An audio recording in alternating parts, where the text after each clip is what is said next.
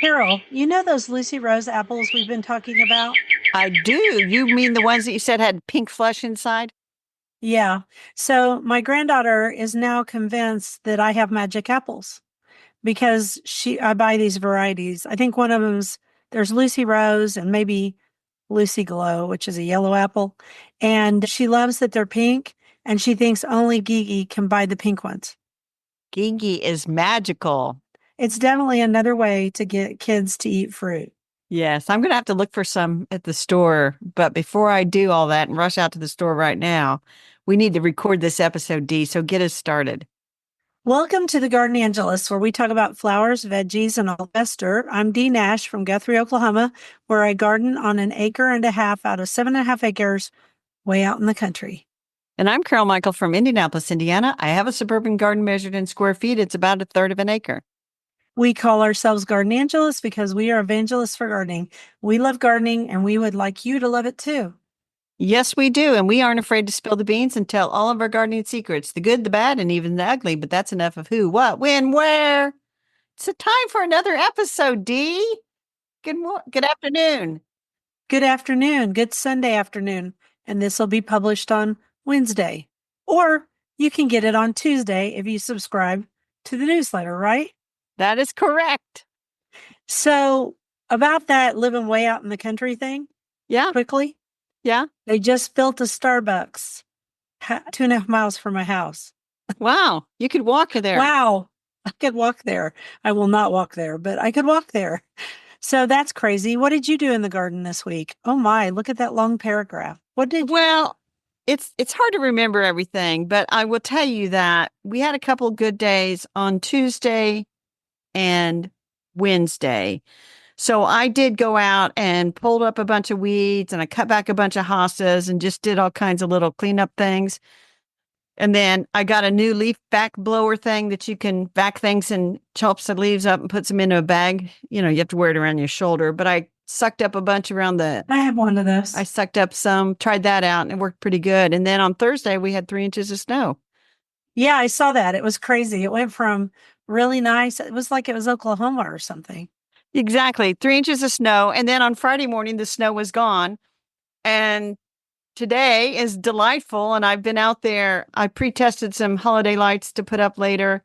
And I went ahead and pulled out some stuff on the porch in front, even though, you know, it's not really done, but I just decided you moms have got to go because I'm going to be putting Christmas greenery out. So it's just kind of weird that way, but I did that. I mowed the grass and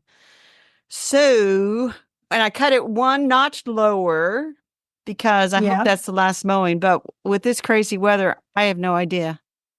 So tell me about your ginkgo. So my ginkgo tree, the last several years, the leaves haven't really turned a pretty yellow. They've just dropped green. And so one night I was thinking, you know what? I think that's probably too close to the house. It's going to be a problem with the gutters forever. Maybe I'll just say goodbye to that ginkgo. And then, doesn't you know, it turns the most beautiful yellow golden color. And it's slowly dropping its leaves. It didn't drop them all in like one big whoosh like ginkgos sometimes do. But I mean, it's still got a lot of leaves in it. I'm thinking, well, okay, I guess it can stay for a while. I hope you keep it because I can't grow the ginkgos. I mean, some people can. I've just never had any luck. I've killed 3 of them. So I have ginkgo envy. And I would like to report on my poinsettia as my last part of my update before we turn to what you've been doing. Yep.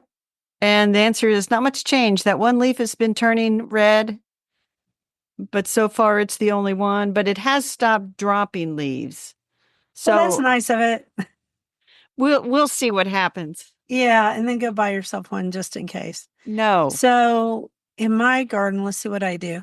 Oh, I recorded some videos, and one of those videos was about how you can do stuff in your garden in winter if the weather's not bad. That's which is exactly what you've been doing. Exactly. And I'm like, just get out there and pull, because you can actually see where the weeds are, like the plants that are overly exuberant. So I've been doing some of that. And then mostly, I did order those small iris didn't I talk in my last week's update about planting the bulbs? I think I did. You did talk about that, and it looks like you ordered some more irises. Yeah, because that stupid armadillo was digging up right by where my iris reticulata is and the histroides. So I ordered a few more and they came. So I'll have to deal with those. But mostly I've been taking him to my husband to the doctors this week because he had two doctor's visits and his surgery deal so far is great. Good. And they actually released him that he can drive as soon as home PT releases him, and then he'll be able to go back to work, and then he'll start PT outpatient, which will be great. And Dee can resume her normal life. I can have some normalcy because I've been cooking a lot because gosh, he eats. I might not eat anything. Like today for lunch, I had an apple and a bagel. That's all I had because I just don't, you know what I mean? And when I Right. say a bagel, like a little tiny bagel. So anyway, I also hung the bird feeders, which I've done a video about that. And I'm sure I'll get pushback on it because people think you shouldn't feed the birds. But I've decided I don't care what people think. I feel kind of a ranty post coming on. Here's the thing. Do you? You do you in your garden. Exactly. You're the only you that can do your garden. That's right. And you just do whatever your little heart content. It makes my husband really happy to see those bird feeders. But we have a raccoon. So at night, I have to go out and take down the bird feeders to bring them inside the door so the raccoon won't get into them because the raccoon was stretched like Uh-huh. like, I don't know, like he was getting ready to fly. And so I was like, do not do anything to that animal, Bill. And so I ran out there and got the bird feeders down. And then I put them out in the mornings. So I've been doing that and also putting feed in them. And it's cute because the birds sit and wait in the tree. And one little bird got so excited that I was hanging the bird feeders that it flew right out to them while they were still in my hands. And then, of course, it freaked the little thing out and then it flew off again. But there you go. Yeah. My bird feeders, I have one of those baffle things on the pole so the raccoon can't climb up that thing to get to the feeders. Yeah, that would be the smart way to do it. And we used to have baffles, and then we So what they're didn't have called, baffle. baffles. Yeah, they're called that. And they're also supposed to help with squirrels, but he likes these certain type of bird feeders and this certain. Anyway, I would do things a little differently if it were all about me, but it's not. So that, and then I mowed the upper pasture meadow because the grass was so tall and high that I Uh-huh. was a little concerned about fire danger. And so to be fire wise, I went ahead and mowed it. I usually mow it. Well, sometimes also if I want to put out more seed, I have to be able to see where to sprinkle it. So I haven't bought meadow seed this year. I might do that. Might not. Now, you should have set up your phone on a tripod in the corner and done a video of you mowing it and then speed it up like those mowing guys do, showing mowing Yeah, stuff. I Could could have have. done a And me getting off the mower and throwing limbs away because we had all those trees that burned up there and they cut them down. And when they cut them down, they shattered. oh And so my. limbs went everywhere. So I was jumping up and off, jumping off and jumping back on. There were so many mice in that meadow, Carol. Oh my gosh. So many mice. Mice in the They meadow. just they just ran and I thought, well, the hawks and the owls will be really happy now. All right, so let's play favorites. What's yours? So my favorite is I have this little, and I looked up how to say gesneriad, gesneriad. Yeah, good for you. Well, what I found out is gesneriad and gesneriad, it's all the same. They're both correct. Hmm. It's sort of like gifs and gifs. Nobody really Yeah. knows how to pronounce them. But Okay, so anyway, explain what a Gesneriad is. it's African violets and plants like that are in the gesneriad family. And I had bought one last spring from at the garden show down in Franklin. That's always the first Saturday of May. And there's these people, Bennett's Nursery, they're from way up in northern Indiana, and she always has the cutest, weirdest little plants. And she had these. And so it's supposed to bloom all year, but mine didn't bloom all summer, but now it is blooming. And I looked it up and found out that the common name is Vietnamese violets. So anyway, Interesting. yeah, I thought so. I thought that'll be my favorite this week. That's pretty cool. So my favorite this week is my Acer palmatum sangokaku, which is a coral bark Japanese maple. There's more than Uh-huh. one variety of coral bark Japanese maple, but that's the variety I have. And it is the most beautiful color this year. And if it still has leaves, I'll take a picture or I'll take a screenshot from my video for the newsletter. And then I'll link to my Instagram video where I talked about it, at which point someone felt the need to come over and tell me that I should only grow native plants like sugar maples in my garden. Yeah, whatever. And and you know what I said? I said, I like sugar maples. They're great. I didn't tell them this, but there's only one that's native to Oklahoma, so whatever. So and that's the Caddo sugar maple. Anyway, I said, but sugar maples are a totally different thing from a Japanese maple, especially this one, because it stays small. It's an understory tree. It's made to grow there. Sugar maple would be too Yeah. big. So I saw there the you go. picture on Instagram. It's lovely. We're going to feature It that at is the top of the newsletter. pretty this year. All right. So our question of the week we got from a comment on the Substack newsletter, I think. Well, this is one of And those send us a text, and we got this text, and it says, did you try freezing seed in ice cube trays for winter sowing? And the answer is, I have not tried it yet, but I still might. I'm going to do some research on that and see if that is something that would be good. Because I could think about if it would be good to do with like poppies, and then you could throw the ice cubes out there with the poppies in it and they would slowly melt. So I'm still thinking about it. But remember, Dee, you had another question that relates to what I said earlier and what I did. but we didn't write it down. But I have it right here so I can say it. Good, because So I messaged it to you. so you said this person said they had a large container of impatiens. They're still growing great. Should they bring them inside and try to help them along through the winter? Or would it be better to put them in the ground, or should just forget the whole thing and toss them out? And you said, Ding, ding, ding. Number 3, let them go. In fact, I mean, I don't know this person well, but if I knew them well, I would have sent them that deal from Frozen, you know, let it. Yeah. That one, the deal about letting it go yeah, or let it snow. Yeah, because here's the thing, there are just certain things that you should let go. And impatiens are one of them. And in right. fact, they would probably just get mildew because they're kind of prone to that anyway. And I don't bring peppers in.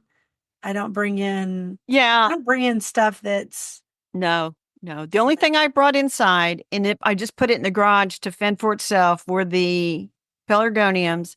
And then I did bring in that African blue basil. I cut it way back yeah. and has little leaves. And I thought, well, I'll just see what happens. But you're right. And this is the first year in a long, long time, Dee, that when I pulled out some impatiens, they did look pretty good because even though we've had a couple of frosts, they just didn't get to where those impatiens were. So Hmm. I know the feeling. Even today, pulling out these mums, they probably had another week or two in them. It's like, you got to I go. tossed mine. I got to I put tossed these my containers mom's. away. Now, Yeah, they just didn't look very good anymore. I mean, could they bloom further? Yeah, they could, but I would have had to snip off little individual blooms and I just don't have time. yeah. Now I still So, have violas that look good in containers. I'm going to kind of consolidate them all and let them mhm, go for a bit because, I'm that way. I'm that way. But I'm going to do a quote now. go ahead. Autumn tucked me in her woodland home, a honeyed spot for my soul to roam. And that is Angie Wyland Crosby. I looked her up. She's an American writer who was raised in Southern Maryland, where this forest realm felt like her second home. She works as a Hollywood story analyst, and as a teacher, and has developed an international following for her inspiring quotes that soothe the soul. She's never far from nature and always close to the little things in life. I And think it I is a found that one lovely on quote. Facebook. It is a lovely quote. Yeah. So yeah, Southern Maryland. Mm. Okay, yeah, that's Tickville. Just like West Virginia, Virginia, North Carolina, Oklahoma, Arkansas. Oh, well, but we move on. Flowers, orange ones. I said, let's do orange flowers And because I we said, haven't in a long okay, time. okay, sure You, thing. you were like, why? Well, orange It's goes with fall. Orange goes with fall. Orange makes a nice pop in the garden. And by the way, you said you wrote a blog post that's called So You Say You Don't Like Orange or Red or Fuchsia. Dee, I already put that in our show notes. I'm telling you, I Did you found that one too. really? I did. Wow, did a good job finding that thing. So people state that they don't like bright colors in the garden. And we've talked about this before, I'm sure, because I have a lot of bright color in my garden. And part of the reason I do is that we have very hot sunshine. And if you don't have bright colors, everything fades out. Now, do I like a pastel pink or a white? Sure. I think it's pretty. But orange is really pretty because it isn't as harsh as red and it Yes. goes well with other colors. It plays well with other Yes. It colors. plays well in the garden.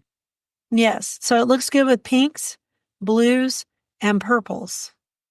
It does. And so we have a laundry list here. So the first one you listed was Tithonia, which is the Mexican sunflowers. Torch is the classic. There are some other ones. I grew a mix this year that had reds and yellows in it too. Don't bother. Just do one of the orange ones because that was the one that was the toughest of the three. Right? The others just did okay. And then, of course, I always think of glads, orange gladiolas, because I don't know, you just see them a lot. Glads come in other colors. They do. Orange is popular. I have a white one and a green one that show up regularly in my garden. I do not believe I have an orange one. I have a sherbet orange one, and I have a red one called Adam. I don't know the name of the sherbet orange one. And then there's orange daylilies, of course. There's the ditch lilies, which some people think I'm denigrating them by saying they're ditch lilies. I am not. That's just what they're commonly called. And they are the ones that have the rhizotomous stems or roots, and so they spread. So you don't want to put them anywhere that you can't just leave them and let them do their thing. Yeah, like Carol beside on the garage side of the house. I rue the day. I need to pull out a bunch of those. The soil is moist and not frozen. They And love it there. I think I will endeavor to do that one day, even though it's going to get chilly. But there are good orange daylilies too. You Yes, listed there's lots some. of really pretty orange daylilies that are clump forming instead. And one of the classics that's an older one that has been put out again by proven winners, and now they're calling it Rainbow Rhythm and then Orange Smoothie. And it's a beautiful one. It's orange, it has an orange eye zone. It's like a sherbet orange with a darker orange eye zone and a green throat. It's a very And pretty plant. I have a couple of orange daylilies, but by golly, they've forgotten their names. Can you believe that? Yeah, they do that. I mean, when daylilies first came here, they were yellow and orange, and then they came up with a red one. And And then pink. we were off to the races. There weren't pinks in the beginning. They didn't have any pinks in the Huh. very beginning. I did not know that. When they came over from China. Yeah, well, I know a lot about daylilies because I was a nut. Yeah. Yeah. A little bit. All right, orange zinnias or zinnias have become really popular. They have. Zinnias in general have become popular. So The orange Queenie Limey twist or whatever that I can never remember the name. It's orange with green. That one's Queenie pretty. orange. Queenie That Lime one's really orange. easy to grow too. Of the Yeah. queenies, that one is the easiest one. And then there are other orange ones too. Not as many as you'd think, but they really are pretty in a garden with pink ones. Pink and orange goes well together. It looks good together. Yeah. And then we talked about my blog post. And what I learned this year on the Rose Chat podcast, and I couldn't find the episode, but Teresa was talking to someone and they were discussing new varieties of roses. And then they started talking about orange ones and how popular orange roses have become because of young people. Young people love orange roses. Go figure. I think that's marvelous. I think that's marvelous. I do too. Anything that gets young people gardening, I think it's great. So I think this all started with hot cocoa, which was a deep dark orange and Uh-huh. very, very beautiful. I've grown it. Then there's also one called Pinata, which kind of has oranges in it. There's lots and lots of roses out there, but now there are tons of orange varieties. And I'm going to link in the newsletter because it's my turn to write it. I am going to link to Heirloom Gardens, Heirloom Roses. They've got a whole section on oranges, and there are some classics in there and some new ones. Excellent. And then, of course, we can't leave out marigolds. There are orange marigolds. Beautiful. In fact, Keys orange is one of the most beautiful ones I've ever seen. And nasturtiums, orange nasturtiums, and orange chrysanthemums. Yes, which very classic colors, right? Yes. In fact, did I have some orange ones out there? No, they were two different golds. Then I had orange. my red hot poker plant is orange. It's a Nymphophia uvaria. and there's Hmm. hybrids, and Proven Winners has some. In fact, somebody I probably got this one as a trial plant. And so it's sadly neglected, but it usually comes up and starts blooming maybe the end of June or so. And I think, oh, look at that pretty orange flower. I know because a lot of orange flowers do bloom in summer. And then, of course, chrysanthemums bloom in the fall. And so it's perfect time for them. And then orange tulips in spring. Yes, but don't forget Oh, my don't forget your lilies. Yeah, I have those lilies too. double Well, tiger you lily, know, hmm Lilium longiflorium plano, orange. orange, beautiful with dots. And then orange tulips. And there's a whole, in fact, I was watching, I think what's the last episode of Gardener's World for this season, other than the Uh-huh. Christmas specials or winter specials. And he was talking about orange tulips. And of course, orange is a whole range. So it can go Yes. from apricot all the way to dark orange, like hot cocoa rose. Right. But there's all kinds of things in the middle. And he was discussing two different orange tulips that he was growing. And then orange pansies and orange violas. And it's kind of a funny thing. I like orange pansies and orange violas in the fall, but Me I don't too. like them mixed in the spring. And so when I'm down at the greenhouse picking out my pansies and violas for spring, I'm carefully avoiding the orange ones. I'm not as big on the orange ones in spring. I do love the orange and black for Halloween time. Of course, They look yes. great and I enjoy them. But then they kind of clash. If you're going to keep them over winter them in Oklahoma, they kind of clash with your Christmas stuff. But I just sometimes pull them. And Yeah. then what else do you want to say about orange flowers? I think there's an orange flower for everyone. There is. I made up an acronym. I see that. I said the Society for the Love of Orange Blooms, which is SLOB, SLOB. Which is not the best acronym. No, but I just thought, huh, That's funny. huh. So members of the Society for the Love of Orange Blooms are called slobs. Oh, wow. Okay. So we move on to the next quote. We better because we're just going in completely the wrong direction. But we hope everybody has a love for orange flowers. They're great accent plants. And like you said, in the hot summer sun, they really pop where a lot of the pastels just fade and you never even see them. But Yeah, give you a good orange. it's really pretty. Here's to the bridge builders, the hand holders, the light bringers, those extraordinary souls wrapped in ordinary lives who quietly weave threads of humanity in an inhumane world. They are the unsung heroes in a world at war with itself. They are the whisperers of hope that peace is possible.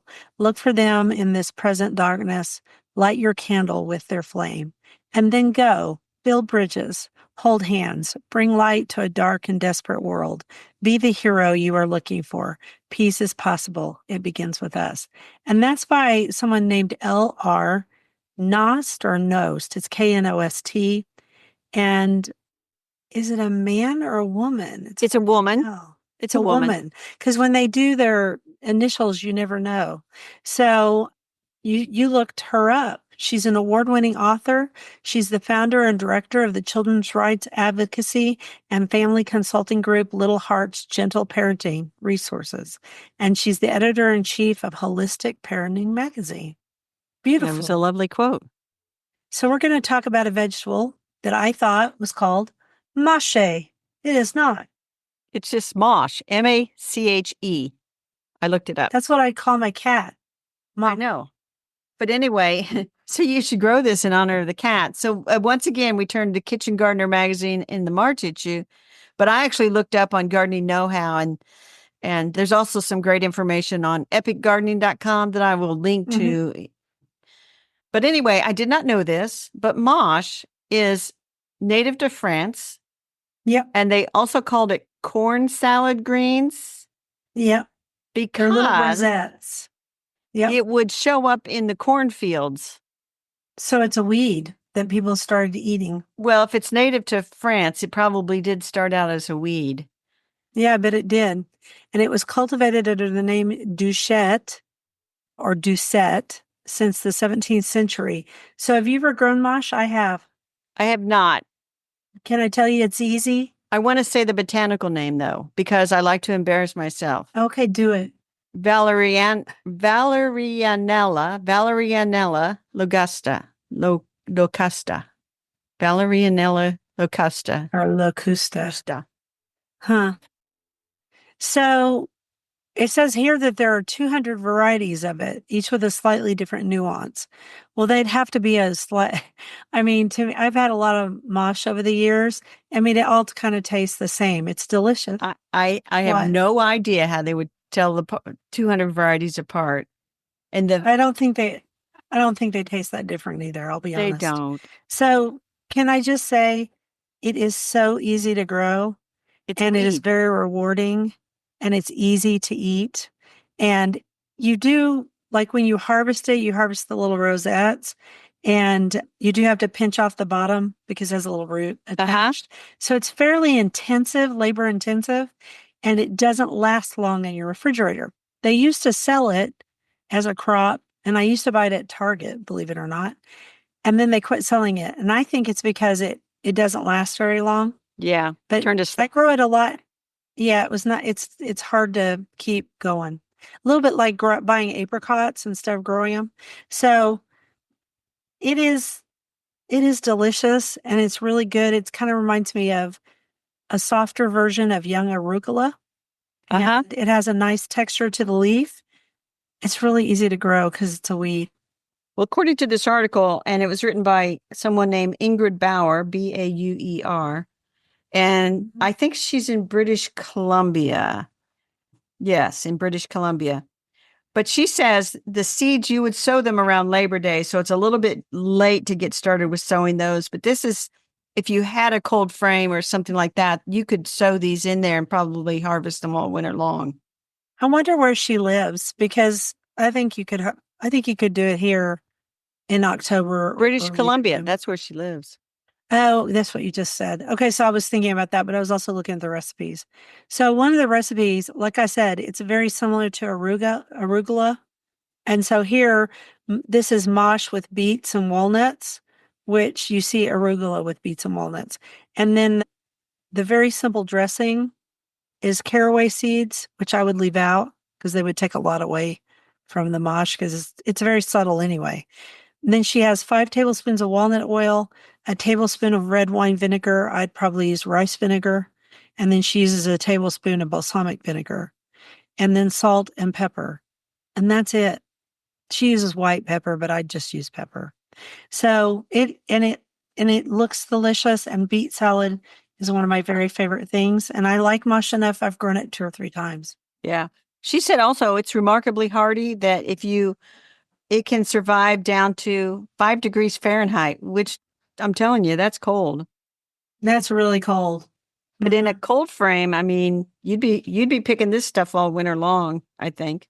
Yeah, you just do it in the fall, pick all winter, or if it doesn't sprout, which occasionally happens here in the fall because maybe the weather's just not right, then it sprouted in the spring. I've had it do both. Yeah. The other thing she says is It's delicious. you don't have to thin the seedlings. It's just you'll get a smaller rosette if you have them close together, but it's still just as tasty. Yeah, and as you eat them, thin them. That's all you got. Just like right now, I've got some red and green lettuce out there in my cold frame that I'm going to have with dinner tonight, and I'm just going to thin them. We're going to eat the thinnings. The other nice thing that she notes is that even if it bolts and goes to seed, which she says it'll do in the spring, it never gets bitter.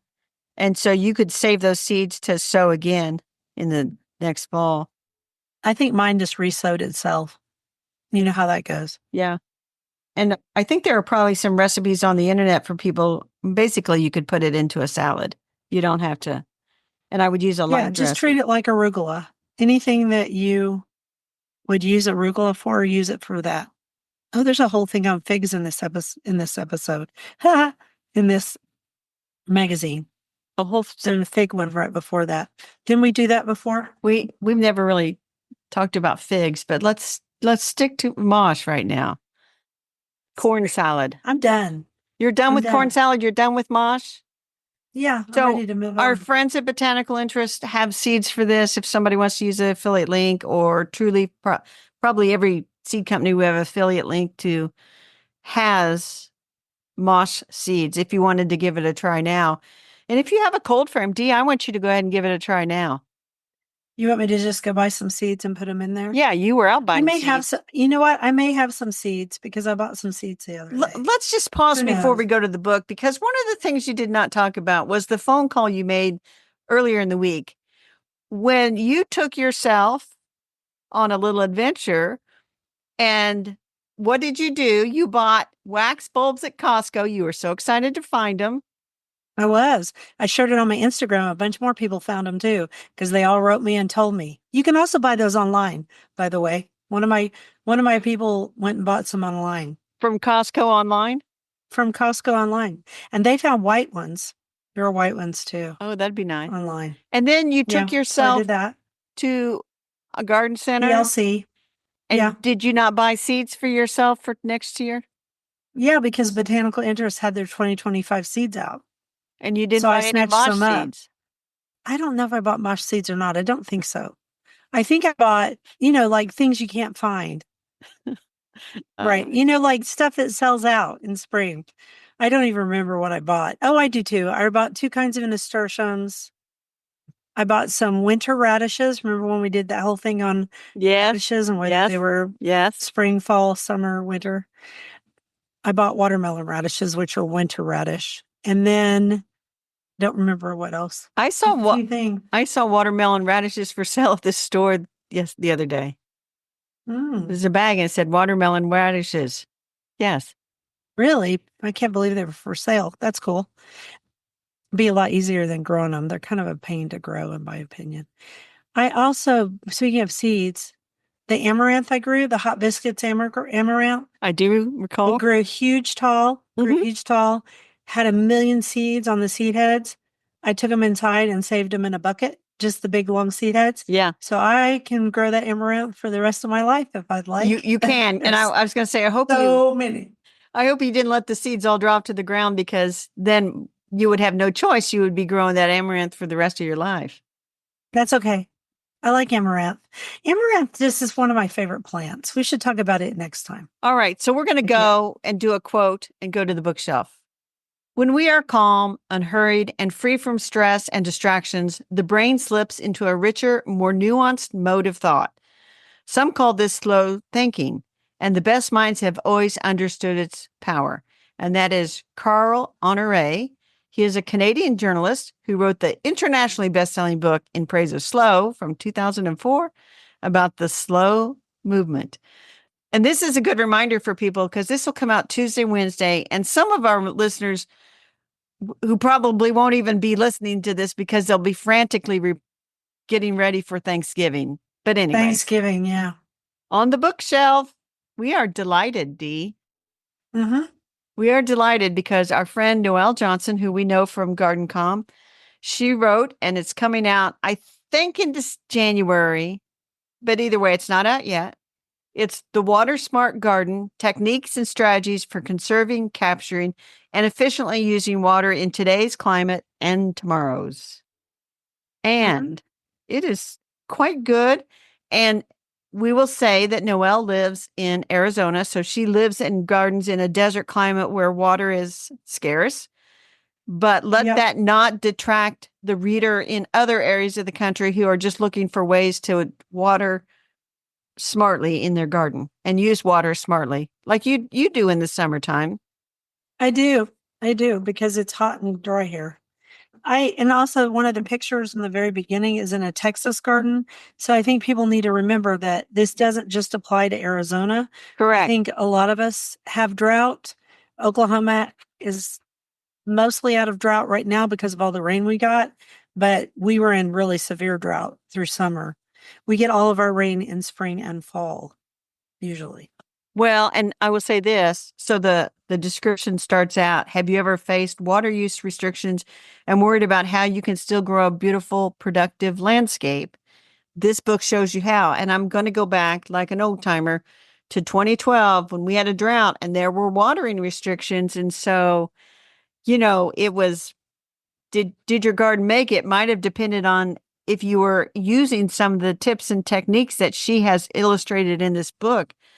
And I know sometimes here in Indiana, where we're supposed to get an average of 40 inches a year, some years, some falls, I mean, we have really dry late summer, early fall here. So a lot of these techniques would be very good. She's got information on how you could harvest and redistribute rainwater in cisterns and rain barrels. And I know my sister on the west side has a rain barrel. Lots I on, had one, but that's where the armadillo dug his burrow, and it made me so mad I threw the rain barrel down the slope. there you go. So if anybody would like that rain barrel, they can have it. She's drip One thing is irrigation. choosing the right drip irrigation, choosing the right plants, making you sure that your soil can hold water the way it needs to, but also drain, because a lot of Oklahoma has clay. A lot of Texas has caliche clay. Yep. So there's, it's a balancing act, I would say. I would say in her climate, she's always got drought. Yeah. Always. In my climate and in Texas and probably New Mexico, it's a balancing act. Yes. But she talks So about you how just have to figure out what works for you. But I think a lot of her choices, pink muley grass is in there, for example. right. But she does talk about smart plant choices and also how to improve your soil so it has better water holding capacity. And we've talked about, and Yeah. it's all about the soil. And even when we were doing the National Garden Bureau's Book Authors Talk Gardening, when they said, what was something important to do, I could forget the question, but almost all of them said, improve your soil, improve your soil. Can make a big difference. Mm-hmm. And they all had different ways of talking about soil, which was very interesting. But it's always about improving the texture of the soil, using mulch. There's just all kinds of things you can do. And she talks about these in this book. It's a good book. Yes. And so Noelle Johnson, you can find her on Instagram, and she is at az.plant.lady. And she has some funny stuff out there. So she is an Instagram account that's fun to follow because she has some humorous things that show up on there. Because she's funny. She is funny. But anyway, that is Noelle Johnson's new book, which we think is wonderful. The Smart Garden, Techniques and Strategies for Conserving, Capturing, and Efficiently Using Water in Today's Climate and Tomorrow's. And as of recording this, it is not out yet. I think it might be out it said December, but I think it's actually January. So this is one you would want to pre-order. If you're going to get it, pre-order it, and because that helps other people find it when it's being pre-ordered. It moves it up the list. So that is also a nice thing to do. So anyway, that's our book. Noelle is a speaker too. Yes. She's a good speaker. She is. So I've been to a couple of her talks. Ready for the next quote? I am. Few things are more important than finding a home and working at it constantly to make it resonate with deep memories and fulfill deep longings. That's by somebody named Thomas More. There are too many Thomas Moores for me to figure out exactly which one. And we don't care because it's the truth. Dirt. Oh, this is, yeah. So I discovered, or you discovered, or we discovered that there are bioengineered apples on the market, and they're from a brand called Arctic Brand, and they've been bioengineered so that they don't turn brown when cut for up to 28 days. And wow, that's a long time. How they did that was, I'll tell you, I'm just going to read on their website, they said, biotechnology technique called RNA interference to silence the gene that controls the PPO enzyme, which is what turns the apple brown. With the gene silenced, the apple doesn't release the enzyme and the fruit doesn't turn brown.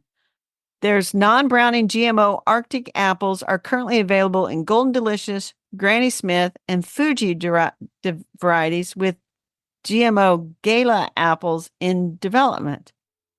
So now the good news is, I think, you are probably never going to get a tree for an Arctic apple to grow in your own garden because it is probably patent protected. It is. The second piece of good news is I doubt that they sell Arctic apples as a whole apple. So you're not going to find Arctic apples. So you think they're used like in apple bites, and they're sold as slices? Yes. And so I think that they are also sold mostly to institutions where they don't want to spend the time cutting the apple and getting it ready for the children or whoever to eat. Because we're going to link to another site, which is what is the name of that site? It is the non-GMO project. GMO project. And so they Network. have more information about how these apples are and why you probably aren't going to see them on your grocery shelf. Right. So, but it's just, I thought it was interesting because Yes. it's a bioengineered food. And it was just interesting because we've been talking about apples. I want to make sure people understand that the Lucy Rose apples we were talking about, those are just a hybrid. they're just a They're hybrid. not bioengineered. They're not genetically modified or spliced. Now, according to the So- non-GMO project, because people don't like it when the flesh starts to turn brown, they said Sure. you can, if you wrap your apple tightly, that helps him to reduce oxygen exposure. Or if you sprinkle the fruit with a little bit of lemon juice, that also stops it from turning brown too quickly. Or you can just eat the darn thing as quickly as possible. I had one for lunch and I just ate it. I just finished It was actually one. another new apple. I had another new apple for lunch. What'd you It's called have? Honeys. Hunnnyz. Honeys. I just ate And it. it's also a hybrid. It was very good. I just had You ate a Pink Lady? Mhm. I love Pink Lady apples, especially with nuts. We just wanted to share that information with our listeners, and we will provide all the links so they can look at it and decide for themselves. They can make an informed decision. Exactly. All right, I'm going to do a Alrighty, quote. so your turn. Study nature, love nature, stay close to nature. It will never fail you. And that is Frank Lloyd Wright, famous American architect. I don't know. I feel like nature fails me quite often. Or maybe I fail it. I don't know. I don't know. Can I talk about deer for just a minute? Oh, dear. Of course you can. So I was driving over to Jennifer's Ladybug Flowers, Lane Flower Farm, because I was going to give her some stuff. And on my way, I drove past the processor who processes deer. And yesterday was the opening day of deer season for regular rifles. It had already been bow season and powder, black powder. And there were like 45 cars. I was just going to say big old line with their deer. So I get to Jennifer's house. No, I was so happy because there are so many deer out here. I've never seen so many deer. There are deer everywhere. And then I was almost hit by a deer. Did I tell you about that? No. This was on this happened on Thursday. I was on 2nd Street in Edmond, and it's a really, really busy street in a really busy town. And it was a busy time of day. And all of a sudden, out of nowhere came this buck, and he had a big head full of antlers. And he flew down in front of the truck in front of me, and that guy hit him, and that deer went spinning. And I threw on my brakes, and everyone around me threw on their brakes. And I was like, oh God, please don't let that deer hit my car. Because he was big, right? And deer tough the damage. Yeah. He spun all the way down the side of that guy's car. And then he spun a little bit in the middle of the street, like he was going to hit my car, but he didn't. And then he just jumped up and bounded off, which is why I can tell this story so that people aren't freaking out. But I won't say he was fine, but that car certainly wasn't fine. I saw it as the guy turned to get off the road after all this excitement was over. And the whole side of his truck was just bashed in, and the windows were knocked out. Oh my gosh, what a mess! Because it had antlers. So it's the deer season, and it's deer rut season, and you have to watch out for them out in the country. But I've never had to watch out one for a busy street in the middle of town. But this time I did. So when I drove past the deer processing place, I was like, "Yay!" They all got their tag today. Go for them. And then I got to Jennifer's house and we were chatting and I was telling her the stories. And she said, I saw 31 deer in my upper pasture. Amazing. 31. That's a lot. That's a herd. Right now, Oklahoma is a deer glut. Okay, that's all about deer. That wasn't really a rabbit hole, but it's just a deer stand, as it were.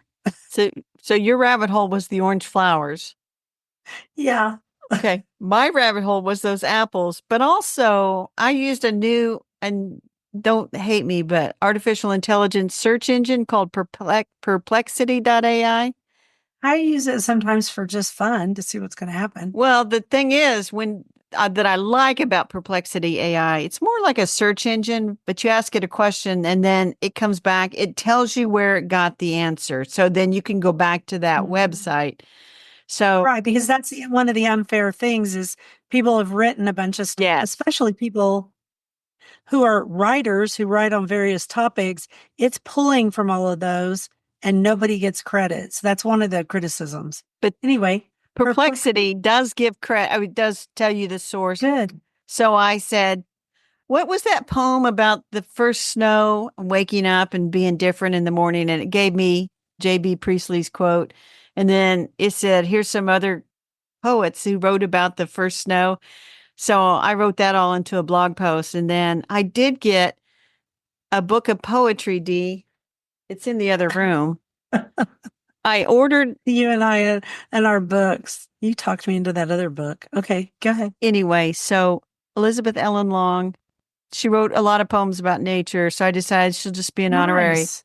Lost Lady of Garden Writing. So she'll show up on Wednesday because the internet doesn't really know anything about her. So I'm going to put something, I love to put something on the internet that they didn't know about, like that other Lost Lady, Helen Snow Wilson Goddard. And you bought her book on Christmas decorating. Yeah, Gardener's Christmas decorations or something like that. It's really charming. Okay. So I was going to ask you if I should go ahead and get it to go with my Christmas books. It has black and white pictures though, because of the Oh, time period. oh, Yeah, which okay. is kind of All dull. right. It's dull when you're talking about decorations, but that's okay. You can just imagine they're green and red, I guess. All right. Let's do I garden used to do that. commissions. Let's do garden commissions. Mine's really easy. I'm going to plant the bulbs that came and that's it because I have Thanksgiving to cook. So I'm going to finish up putting up holiday lights today, probably because it is so nice. It's supposed to be nice tomorrow, but chances of showers. So I may switch up and finish some garden cleanup today and then do the lights in between rain showers and stuff. And so I might put my 3 waxed amaryllis in a nice bowl and put some moss and pine cones around it. Anyway, Yeah, I've got to get some moss and pine cones because I don't have anything around. Mine's just sitting in a bowl yeah, now. the weather's I'm going to like, you turn. deserve The better. weather's turning Yeah, here after too. today, When tomorrow. is yours turning? I think on Tuesday morning we'll wake up and it'll be winter again. So I think ours is Thursday, Friday, which is about right for us. Thursday looks to You be know, nasty, but that's, it's getting on towards December. So I guess that's to be expected. and And we're also looking at holiday plant. yes, if anything pops up, you just never know, Dee. You got to be open to the possibilities. You do, and you for some reason your grocery stores have great holiday plants. That some of them do. So some of them do. Anyway, I think that's it for this episode, Dee. So we want to thank everyone Okay. for listening to the Garden Angelist. We hope you've hit that subscribe button so you don't miss a single episode. We publish every week on Wednesdays at 12 a.m. Eastern Time. And as I said before, if you subscribe to our free Substack newsletter, you get a link to listen to the podcast a day early. And if you want to help support us, use our affiliate links. If you buy something after clicking through on them, we're in a small commission and it costs you nothing. Or you can set up a monthly subscription through Buzzsprout or make a one-time donation through PayPal. We just had a very nice one. Thank you. Yes, thank you very much. And thank you to everyone who has done so. It helps us pay for podcast hosting. It was lovely to chat with all of you over the garden gate. Bye until next week. Bye, everybody.